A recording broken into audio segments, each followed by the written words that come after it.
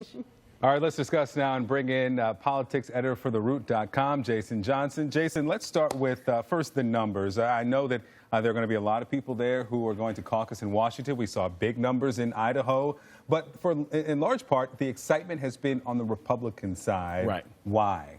Because they've got more candidates. Okay. I mean, honestly, Victor, you had 17 people running. You had 17 people running initially, and a lot of those folks, even if you liked Huckabee or you liked Rick Santorum or you actually liked Bobby Jindal, those people still want to participate. So that's one of the reasons the Republican side has always had more enthusiasm. And then you've got Donald Trump at the top of the you've got Donald Trump there, but is that a concern for whomever comes out of this race on the Democratic side, that the excitement has been with the Republicans for so long?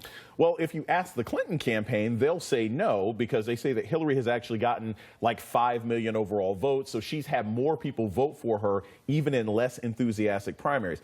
Honestly, I don't think it makes that much of a difference. At the end of the day, you have a lot of people who don't tend to vote in primaries, especially Democrats in general, and those people are probably more likely to turn out in the general election. Okay, so we're calling this Western Saturday, which to me sounds like a really bad breakfast. Yes. But we're calling it Western Saturday. If Bernie Sanders sweeps Western Saturday, Washington, Hawaii, Alaska, does that really mean anything, or does the Clinton campaign look over their shoulder and say, okay? Well, I think, honestly, Victor, Hillary's been looking over her shoulder the whole time. Okay. But I don't think, look, even if Bernie does great and he pulls, 120 out of the 140 or so that are going to be available, he's still down by several hundred delegates and then several hundred super delegates. So he is still behind. But it is something that he can tell his supporters, hey, look, we're still in this. There's no reason to quit, even though we didn't do all that well on Super Tuesday. So, again, I've always felt that Sanders is going to fight this thing out until June. He's not about to go away. Fight this thing out till June. Do you see a path to a day when Bernie Sanders has more pledged delegates than Hillary Clinton? I mean, he would have to win in places like California and New York. He would have to win in locations. And win big. Yeah, and win big. He'd have to win in locations that I just don't think it's very likely.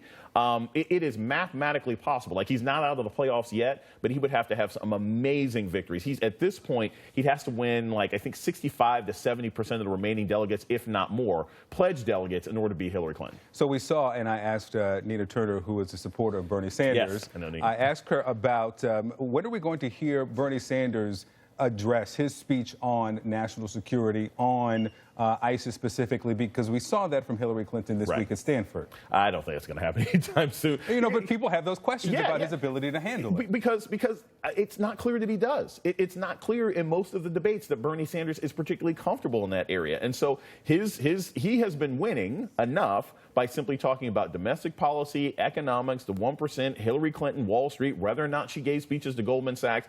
I think that if Bernie Sanders were to go out and give a foreign policy speech, Hillary Clinton would slam him for it. Analysts would slam him for it. It wouldn't help him. So he's trying to stay in his lane, because if he goes out into that area, it's not going to help him. Yeah, but the present lane is what we're talking about in Brussels, in Europe, across the U.S., and the fear of terrorism. We saw what that did to some candidates on the Republican side. It swept Dr. Carson right off the table there. And we'll see what happens today, if there's any change in the numbers or the trajectory for Bernie Sanders in the wake of Brussels. Jason Johnson, always good to have you. Thanks, Victor.